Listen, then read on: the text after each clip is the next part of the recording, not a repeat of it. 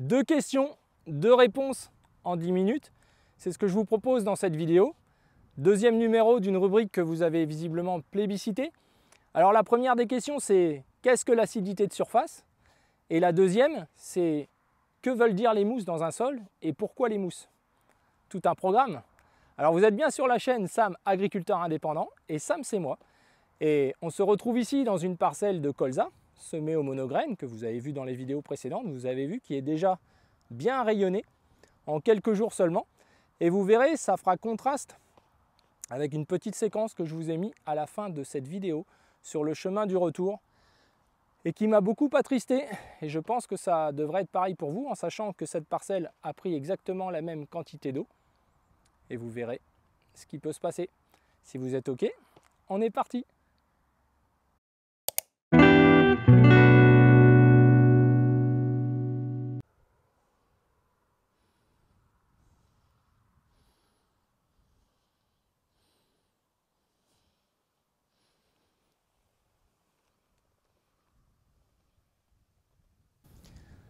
Vous êtes nombreux à m'avoir demandé ce qu'était l'acidité de surface.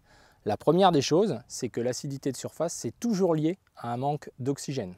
Ça, c'est le premier point qui est incontournable. Évidemment, dans ce cas-là, c'est en surface qu'il y a un manque d'oxygène, mais on peut avoir en profondeur d'un sol aussi de l'acidité et qui est souvent liée aussi à un manque d'oxygène. On en a déjà parlé dans quelques vidéos, on y reviendra dans cette rubrique certainement.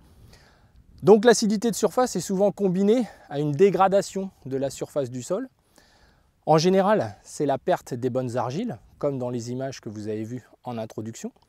Là, on est sur un semis d'un agriculteur, sur labour, qui dans un sol fragile, avec un taux d'argile aux environs de 20 à 25% maximum, a fait beaucoup de terre fine. Il y a eu un orage au total en 2 fois de 14 mm.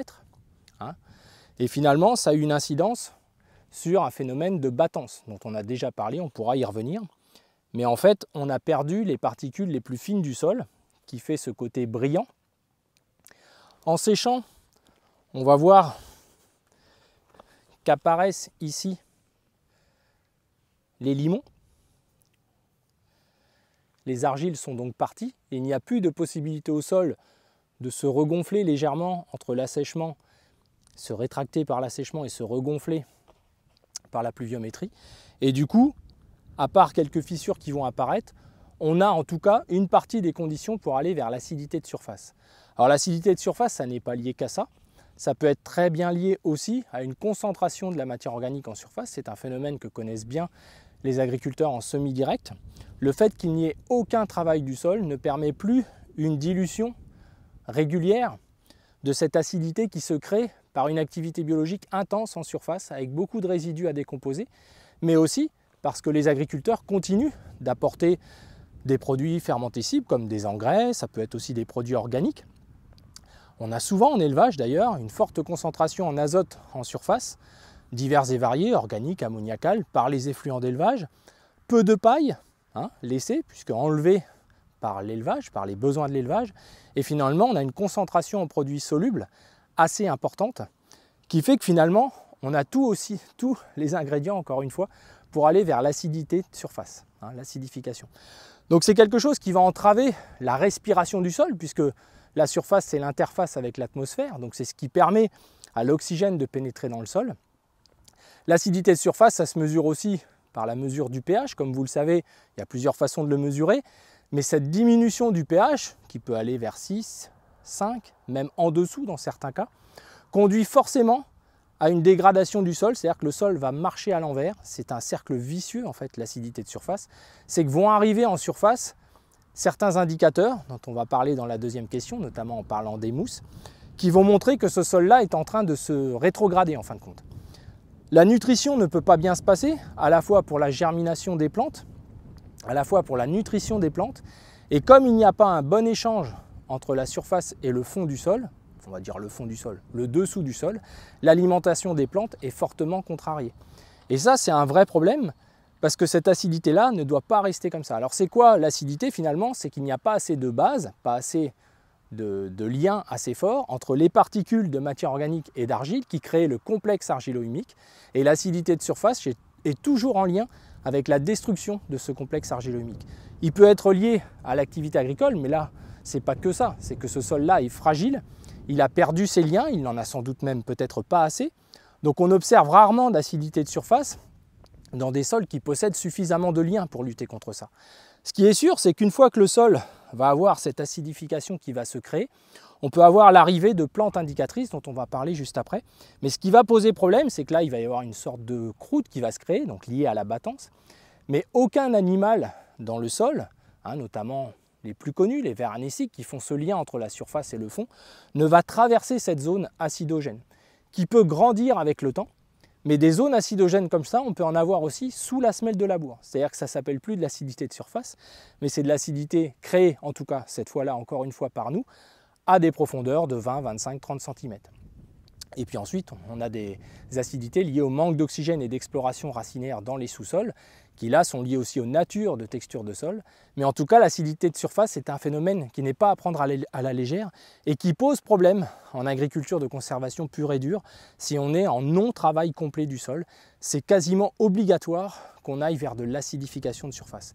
Et là, en aucun cas, le sol va dans le bon sens, en aucun cas. C'est quelque chose qui n'est pas durable, qui conduira le sol à redevenir tout doucement par la surface du caillou et non d'attaquer la roche, puisqu'on en a déjà parlé ensemble. Pour nous, tout est roche sauf l'argile. Là, quand il y a de l'acidification de surface, il n'y a plus ce phénomène-là d'évolution des particules de terre pour aller vers un sol en fait. Donc la roche n'évolue plus et on peut même recréer de la roche de manière assez complexe, on aura l'occasion d'y revenir, mais l'acidification de surface n'est vraiment pas à prendre à la légère. Alors la deuxième question que vous m'avez posée, c'est qu'est-ce que les mousses? Qu'indiquent les mousses?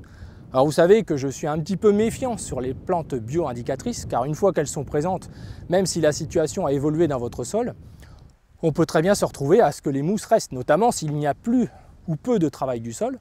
On a finalement des plantes qui résistent à l'acidification de surface, donc à ce non-travail, à cette non-dilution de la matière organique, mais aussi à la non-dilution de l'acidité que l'on peut apporter par les engrais par exemple.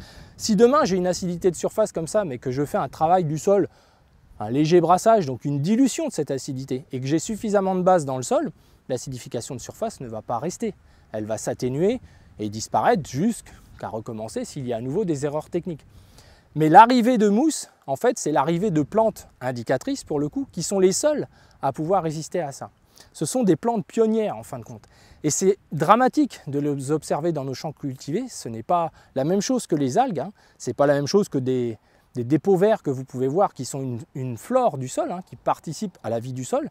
Les algues, par exemple, les lichens font partie des êtres vivants de la flore biologique, de l'activité biologique du sol. Par contre, les mousses sont des plantes à part entière. Comme on peut retrouver sur un rocher, les premières à coloniser la roche pour en faire petit à petit grignoter la roche souvent peu propice à la vie, très acide, on prend l'exemple des granites de Bretagne par exemple, eh bien le retour après des siècles de culture de la mousse dans nos champs n'est pas du tout un phénomène favorable et naturel. Et il se trouve qu'en semi-direct par exemple, on retrouve assez souvent ces symptômes-là, surtout dans les régions humides, plus on va vers l'ouest, où il y a plus souvent des hivers moins secs et moins durs, mais une période plus souvent avec de l'hygrométrie et de la douceur. Ça favorise évidemment et l'acidification de surface, puisque ça favorise la minéralisation permanente.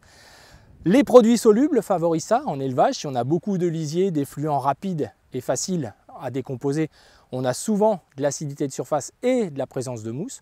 On peut avoir sous les colzas au printemps, qui sont des plantes gourmandes en azote, par l'excès d'azote, avoir finalement sous les colzas, à l'ombre, avec une humidité permanente, l'arrivée de mousse. Donc c'est une indication à observer. Et pour enlever la mousse, il ne suffit pas de gratouiller la terre comme ça. Elle peut même revenir encore plus facilement et s'étaler. Donc ça demande un travail de dilution un petit peu plus fort. Donc voilà, il faut être assez prudent vis-à-vis du non-travail du sol, puisqu'il y a des phénomènes extérieurs qui existent par les apports d'engrais, par le non-travail, par la présence de résidus en décomposition en surface qui favorisent et l'acidité de surface et l'arrivée de quelques plantes qui peuvent résister à ces conditions négatives. Les rumex sont des plantes indicatrices vis-à-vis de ce niveau-là. Les prêles, qui sont des plantes qui, même dans des zones asphyxiées comme ça, peuvent arriver à respirer malgré qu'il n'y ait pas d'aération dans le sol, car il y a très peu de plantes capables de respirer dans un sol qui n'a pas d'aération. Donc souvenez-vous toujours, manque d'oxygène, manque d'aération, c'est toujours égal avec acidification. Donc le rôle de l'agriculteur, c'est de diluer cette acidification, d'éviter au maximum de participer à acidifier avec trop de produits solubles, des formes d'engrais négatives, enfin on en a déjà parlé, on en reparlera certainement, et puis avoir une protection. Là ce sol en plus n'a pas été protégé, et puis en plus là il est en train d'en arriver une bonne. Hein. Donc les 10 minutes arrivent bientôt à la fin. Donc c'est très important d'avoir une notion, comment lutter contre l'acidification de surface par un léger mélange de la matière organique, plus ou moins important, selon le niveau de matière organique, pour diluer cette acidification, on en a déjà parlé. Éviter l'excès de produits solubles, avoir un C sur N qui va justement vers le côté amendant, qui va tamponner l'acidification, et donc éviter cette fragilisation.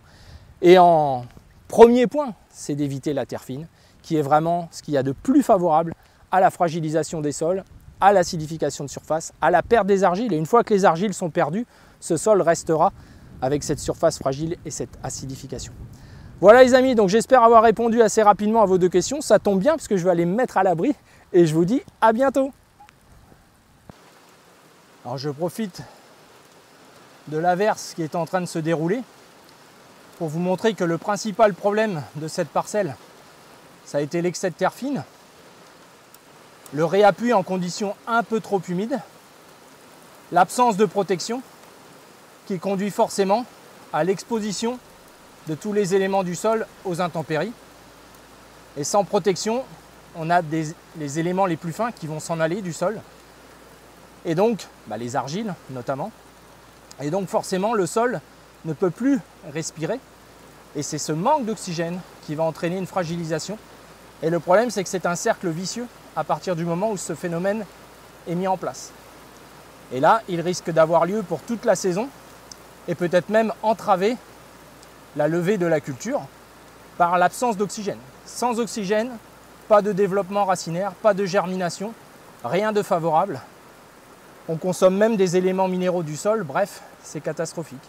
Et c'est dans ce cas-là que certaines plantes peuvent subsister, les mousses notamment. Voilà, j'espère avoir répondu à une partie de vos questions. Et si ça vous intéresse, je pourrais vous expliquer comment ça se passe, l'acidification de surface. À qui il a faute, hein, à part lorsque une grande partie est liée à nous, agriculteurs, mais le phénomène biologique qui se passe dans le sol pour conduire à l'acidification. Voilà les amis, à bientôt. Alors on a eu exactement 6 mm.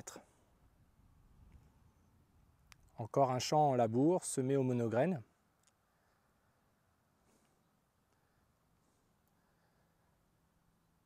Derrière une céréale, la paille a été enlevée. Ce champ était assez sale pour passer régulièrement devant. Donc c'était aussi un symptôme de difficulté au niveau de l'aération et des structures de sol. Donc on voit même l'eau qui coule avec la pente. Et pourtant, beaucoup nient ces phénomènes, et pourtant c'est des choses qu'on observe malheureusement très facilement. Là, j'ai pas beaucoup à me forcer, et si je prends la voiture toute l'après-midi, je vais en trouver des parcelles comme ça. Je le rappelle, 6 mm, et il y a eu 5 mm hier. Allez, admettons qu'on ait eu 15 en 2 soirées. Voilà, 15 mm les amis. Donc c'est pas étonnant qu'on ne valorise pas non plus les sous-sols, qu'on ne remplisse pas nos réserves hydriques, puisque nous-mêmes en surface avons commis des erreurs qui conduisent à ce que l'eau ne pénètre plus dans nos sols. Allez, on continue.